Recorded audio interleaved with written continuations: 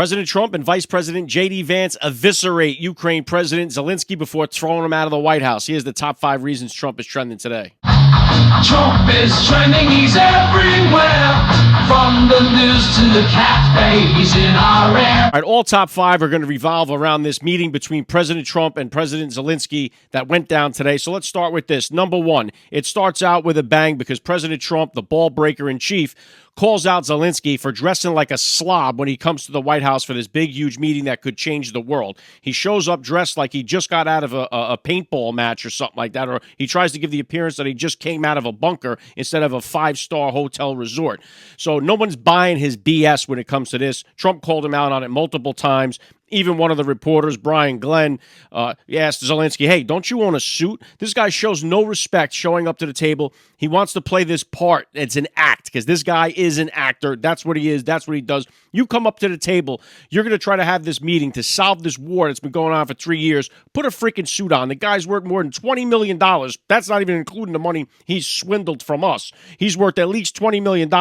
Buy a suit, stop the BS, and come to the table like a real man. Number 2, President Trump was speaking with Zelensky for almost 30 minutes, I guess, maybe a little more. They were having a good conversation there. A couple of zingers back and forth with Zelensky starting to criticize the European government and the U.S. For not doing more to help him. He started to try to litigate this entire thing right in front of the press, right in front of the media. He wanted to do this negotiation right in front of everybody there. J.D. Vance calls him out right to his face, says, hey, you're being disrespectful to the president here, basically telling Zelensky, you're trying to bite the hand that feeds you here, and we don't appreciate that. You're trying to do this thing right here in front of the media like this. We came here to have this, for you to sign this agreement today, and J.D. Vance shows why he may be the best vice president in history, and what a great pick that he was, standing up for the United States of America, doesn't allow this guy to come into the Oval Office and start dictating to the president of the United States and the vice president. They weren't going to have it. J.D. Vance stood up and did us proud.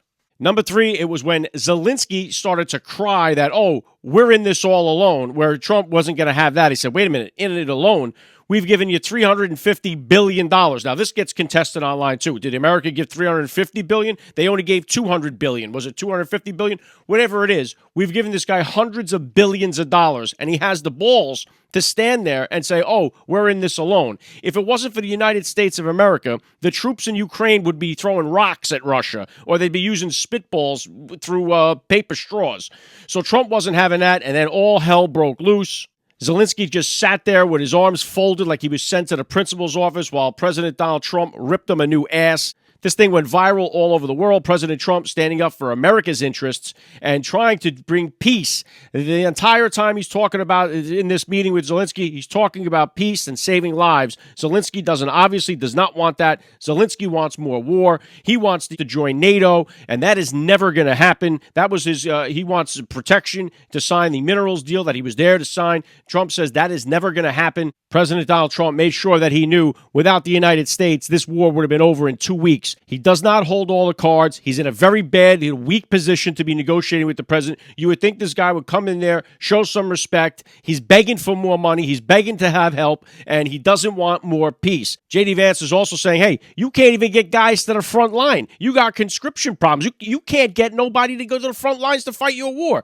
And then Vladimir Zelensky decides to say, oh, you guys have problems too. Oh, you were separated by this big ocean, but you don't have them here. But that not for long. Like, you're going to have that problem. And then Trump's like, who the hell are you to dictate to us what we're going to happen? Well, what are you talking about? He says, we're trying to solve a problem here. We're talking about, you're pushing World War III here, buddy. We're trying to solve this issue. You're going to come in here and dictate what we're going to face? He's like, no, we're going to be strong. And we gave you $350 billion because of the stupid president we had before me. And now that's why we're in this mess. And so this thing came to an end. Donald Trump kicks Zelensky out of the White House. That's the end of this. No more talking, no more press briefing, no more press conference that they were supposed to have. Zelensky, you're out of here. He threw him out of the White House, and that was the end of the meeting between the two world leaders. Number 4, the reaction to this, as you can imagine, was a left versus right. All the left-wing lunatics and the Democrats were coming out in support of Ukraine, putting their Ukraine flags up on their posts. You saw it on Instagram, Twitter,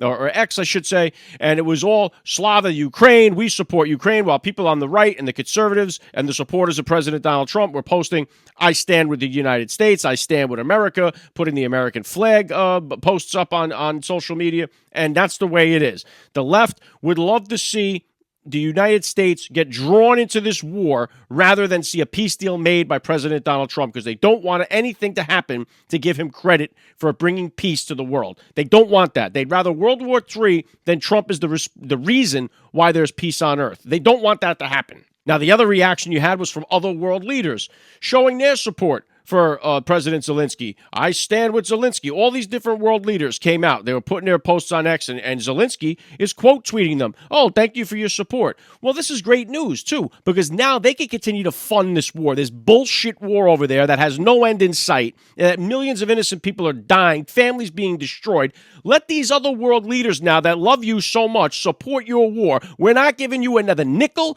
You better find another sugar daddy, because the United States is done. The funding over. You got all the money. You got all the military assets. You had your opportunity. All you want is more war. We want peace, and we're done with it. These other countries that want to kiss your ass on social media and say, oh, we're with you, Slava Ukraine, we support you.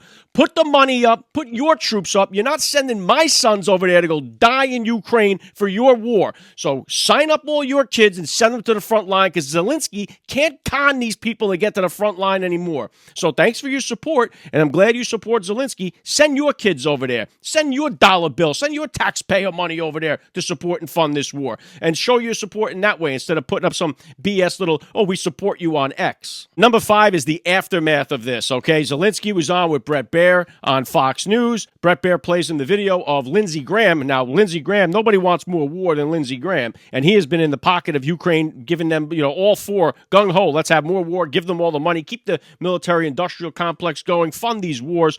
Even Lindsey Graham came out and praised President Donald Trump and Vice President J.D. Vance, saying that he was proud of them. They stood for America. Zelensky should step down and resign. So Bret Baier asked Zelensky, hey, is that on the table? Will you step down? Zelensky talked for about a minute and a half and said nothing. He just mumbled and bumbled and stumbles his way through the answer, saying, oh, yeah, if you let Ukraine join NATO, then yeah.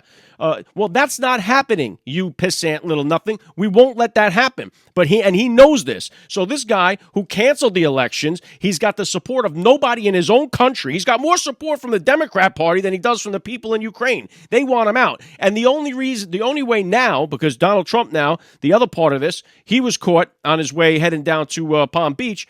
He was leaving the White House. He says, hey, look, I want peace. I'm here. I want to be known as the peacemaker here. People need to stop dying in this war. Thousands more died just this last week. We don't want to see any more death. Let's come to the table and let's make a deal here. Now he says that this mineral deal, that's off the table. So right now, the only way this is going to happen is that if Zelensky resigns, Zelensky's got to step down, and they need somebody else to come and negotiate with President Donald Trump and Putin to make this thing happen and we get some peace. It won't happen now until that is done. Zelensky is over. He has to resign, step down, and he should never, ever show his face in the United States ever again, but he should be done. Get a new person in there to start these negotiations and bring peace to that region. That's the only way it happens. Now, Zelensky also on Bret Baier was saying, I'm sorry. He's trying to, he's begging for forgiveness now. I'm sorry. I didn't want it to go that way. He knows his time is over. It's done. There's no more funding from the U.S., and that's the end of this. He's got to go find another country to support it, or he's got to step down and have somebody else get in there and do the negotiations. All right, so it was an explosive day today. I wanted to cover it all in 5 points and break it down for you guys. I hope you enjoyed that breakdown. Tomorrow, we're back on the main question here. Where is the Epstein client list? So if you enjoyed that breakdown, make sure you subscribe to the podcast so you can hear the top 5 reasons Trump is trending each and every day. Trump is trending, he's everywhere. From the news to the cat babies in our air.